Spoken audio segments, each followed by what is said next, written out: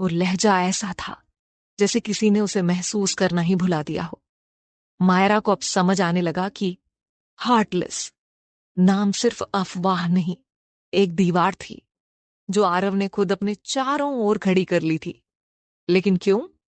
बारिश थमने के बाद दोनों कुछ देर तक बिना बोले खड़े रहे। मायरा ने चुप्पी तोड़ी। तुम्हें पता है, जब हवा चलती है ना, तो लगता है जैसे पेड़ बातें कर रहे हों। आरव ने हल्की नजर से देखा, या शायद वो हमें सुनते हों।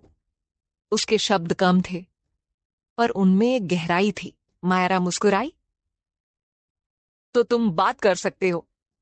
आरव ने हल्का सा चेहरा मोड़ा, शायद एक मुस्कान छुपाने के लिए।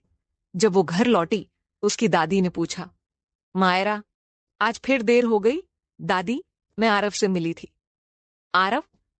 दादी का चेहरा बदल गया। उससे दूर रहना बेटा, वो बच्चा अलग है। उसके साथ कुछ अजीब हुआ था। मायरा चौंक गई। क्या हुआ था दादी? दादी बोली, उसके माता पिता उस पुराने बंगले में एक हादसे में गए थे। तभी से वो किसी से बात नहीं करता। मायरा के मन में सवालों की आंधी उठी। क्या दर्द इंसान को इतना बदल सकता है कि वो महसूस करना ही भूल जाए? उस रात मायरा खिड़की से आसमान देख रही थी।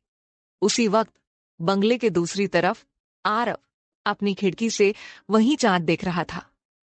दोनों के बीच दूरी बहुत थी, पर खामोशी में जैसे कोई अदृश्य धागा जुड़ गया था। और तभी हवा ने धीरे से एक पन्ना उसकी किताब से उड़ा दिया। वो पन्ना उड़ते उड़ते आरव की खिड़की पर जा गिरा। आरव ने उसे उठाया। उस पर लिखा था, हर दिल में एक धड़कन होती है, बस किसी को उसे सुनाना होता है।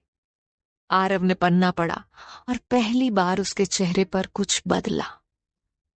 ना मुस्कान, ना आंसू, बस एक एहसास की झलक।